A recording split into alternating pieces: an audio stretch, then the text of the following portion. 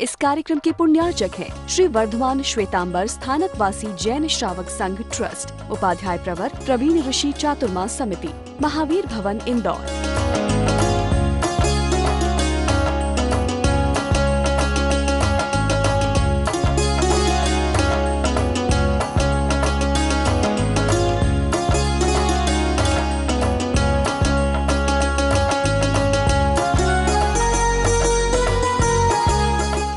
भगवान महावीर का भांजा, भगवान महावीर का जवाई जमाली 500 क्षत्रिय राजकुमारों के साथ भगवान महावीर के पास दीक्षा लेता है। स्मरण रहे, भगवान महावीर की शासन स्थापना होने के बाद विशाल संख्या में ब्राह्मणों ने दीक्षा ली। 11 गंधर्व, 4400 उनके अनुयायी शिष्य। लेकिन भगवान महावीर के पास पहली बार क्षत्रिय लोगों ने इतनी विराट संख्या में, विशाल संख्या में दीक्षा ली।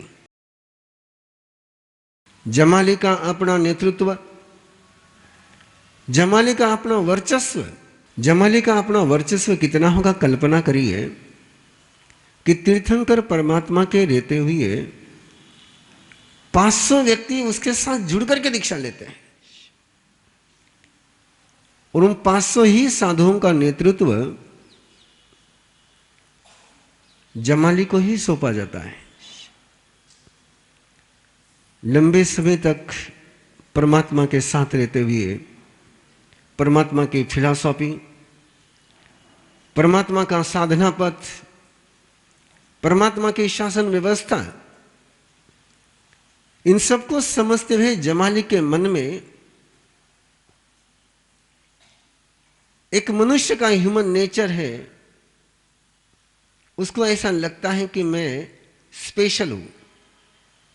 और स्पेशल का जमाली के पास बहुत सारे कारण थे कि भगवान महावीर के शासन में 500 राजकुमारों के साथ, क्षत्रिय कुमारों के साथ कोई व्यक्ति यदि दीक्षा लेता है तो वीआईपी सर्विस की डिमांड सहज जन्म जाती है। और वो वीआईपी सर्विस न मिलने के कारण उन्होंने अलग विचरण करने की तैयारी करी। वहां पर हम आकर के रुके हुए थे कल कि जमाली भगवान महावीर से स्वतंत्र विचरण करने के लिए आज्ञा मांगता है। क्या स्थिति बनती है? इसके पहले कितने ही साधु साध्वी ने स्वतंत्र विचरण किया। इंद्रभूति गौतम ने किया, बाकी सारे गंधर्वों ने किया। किसी को भी परमात्मा प्रभु महावीर अलग विचरण करने के लिए मना भी नहीं करते थे। और ऐसा लगता उनको कि इस व्यक्ति ने विचरण नहीं करना चाहिए तो रोक भी लेते थे। लेकिन पहली बार ऐसा हुआ कि जमाली विहार की आज्ञा मांग रहा है, प्रस्ताव सामने रखा है, निर्णय चाहिए। और तीर्थंकर परमात्मा न विहार के लिए आज्ञा देते हैं न रुकने के लिए कहते हैं।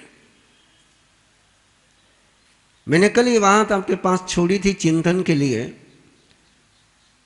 कितना चिंतन हुआ होगा आई डोंट नो, कि मेरे पास कोई पहुंचा नहीं है। लेकिन सोचिए, एक डॉक्टर के पास ऐसा पेशेंट कि जिसको डॉक्टर ट्रीटमेंट भी नहीं दे पा रहा हो और पेशेंट हॉस्पिटल में से जाना चाहता हो तो परमिशन भी नहीं दे पा रहा हो, क्या स्थिति बनेगी? ट्रीटमेंट भी नहीं दे रहे हैं, रुकने के लिए भी नहीं कह रहे हैं और जाने के लिए परमिशन भी नहीं दे रहे हैं। और वो व्यक्ति जाने के लिए परमिशन नहीं दे रहा है, वो व्यक्ति नहीं रोक रहा है जिसके पास अनंत ज्ञान है, जिसके पास अनंत शक्ति है, जिन्होंने अपने शक्ति के बल पर, साधना के बल पर इंद्रभूति गौतम जैसे व्यक्ति को बदल करके रख दिया, चंडकौशिक को बदल करके रख दिया। वो जमाली को रोक क्यों नहीं पा रहे?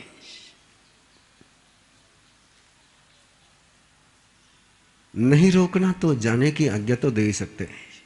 तीसरा क्या ऑप्शन है? या तो प्रस्ताव मंजूर करो या प्रस्ताव ना मंजूर करो। निर्णय की स्पष्टता चाहिए थी और वो स्पष्टता नहीं आती है।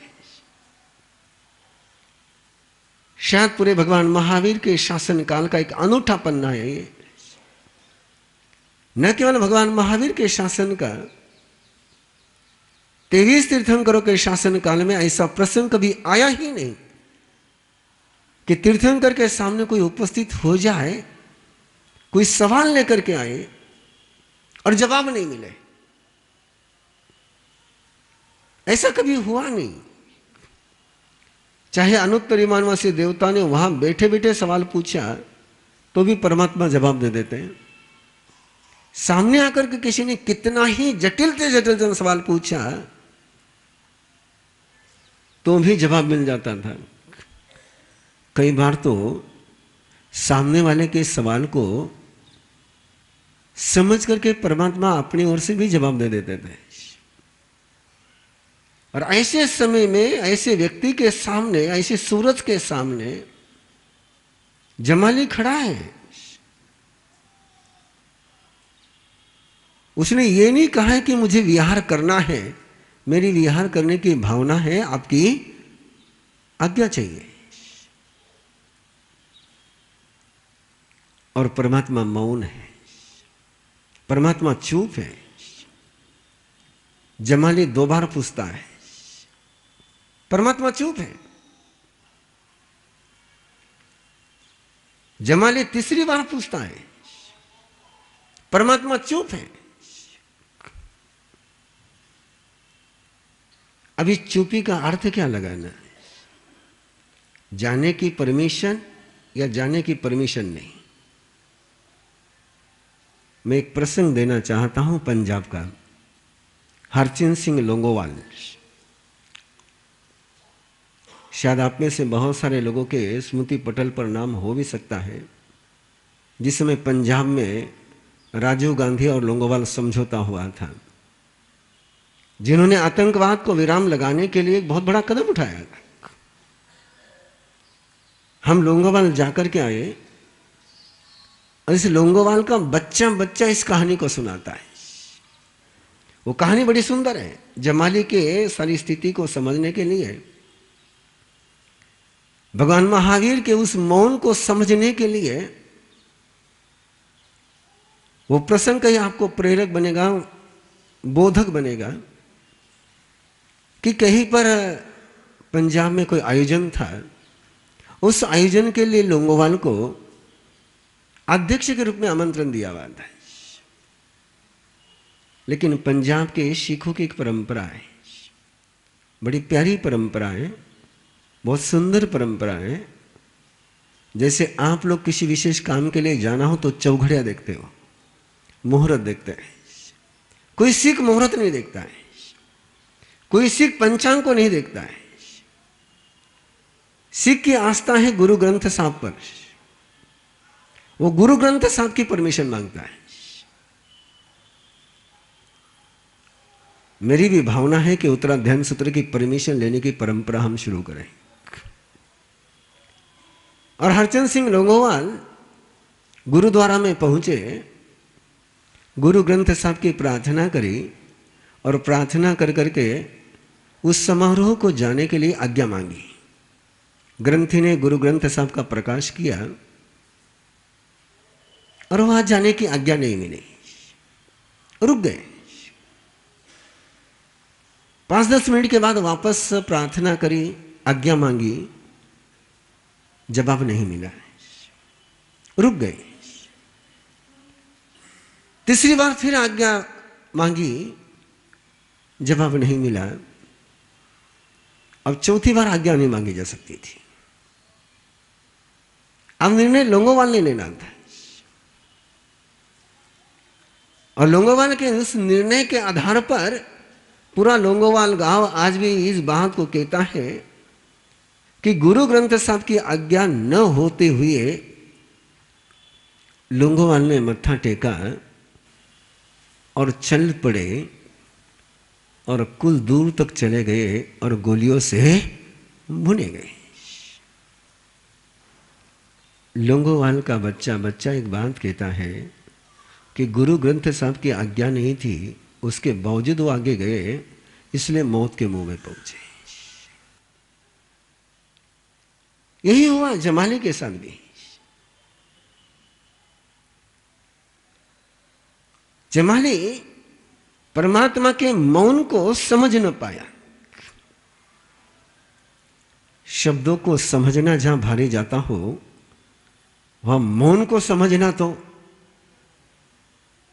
कि मौन के साथ बहुत बड़ी तेजड़ी है। हम अपने ही मन का अर्थ मौन से लगा लेते हैं। मौनम सम्मति लक्षणम, मौनम निषेध लक्षणम। मौन के दोनों ही अर्थ होते हैं। सामने वाला चुप रह जाए तो हम कहते कि सम्मति है, और सामने वाला के मैंने कब सम्मति दी, मैंने हाँ नहीं कहा, इसका मतलब ना क्यों नहीं लिया। तो मौन बड़ी, और मौन को समझने के लिए कोई चाहिए, मौन की भाषा को समझने के लिए कोई चाहिए, तो इंद्रभूति गौतम चाहिए,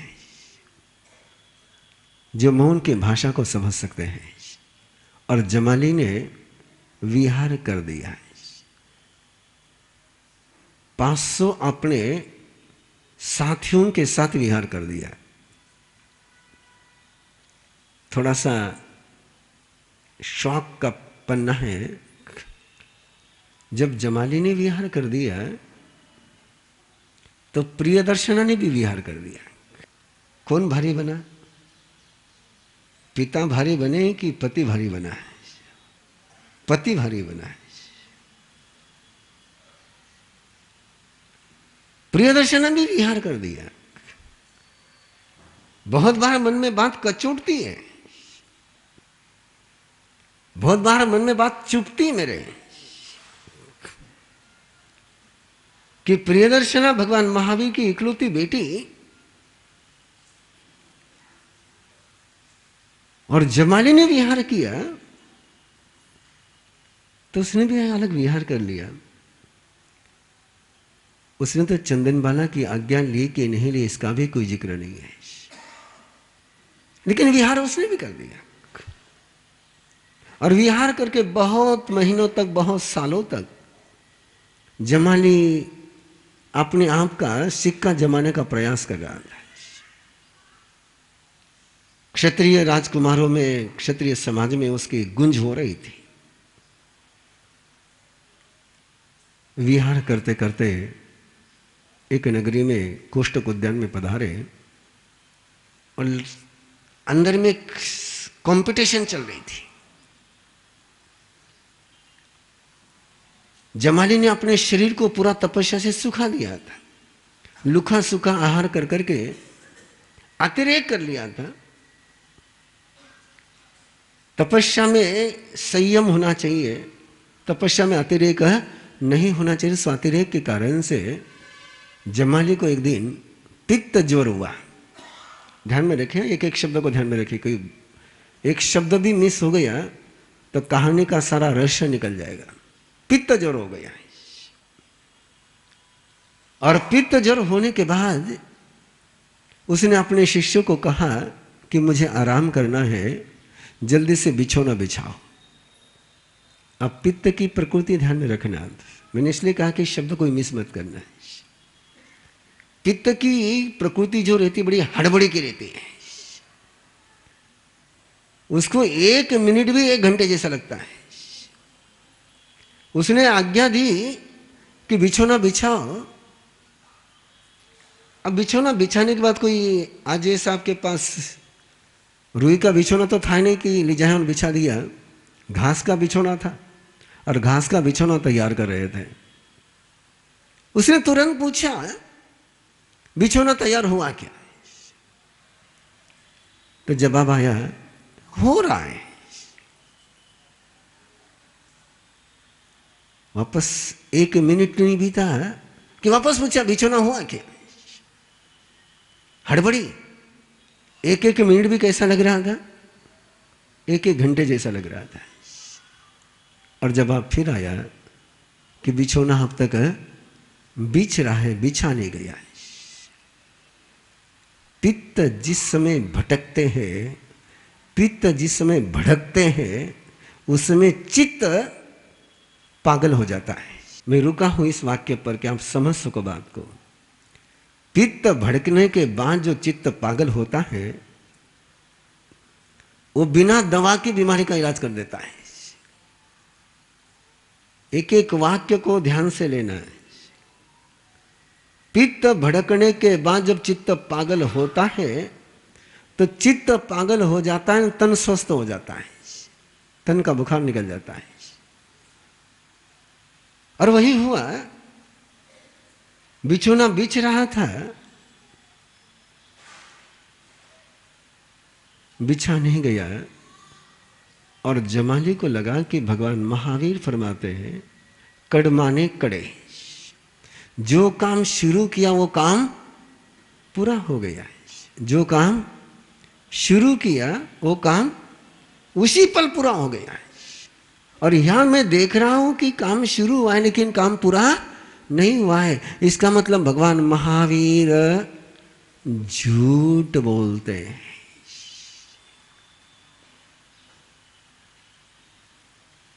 मुझे सत्य का बोध हो रहा है।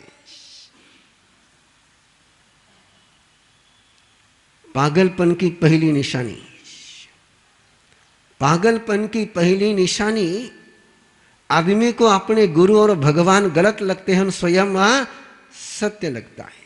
ये पागलपन की पहली निशानी है।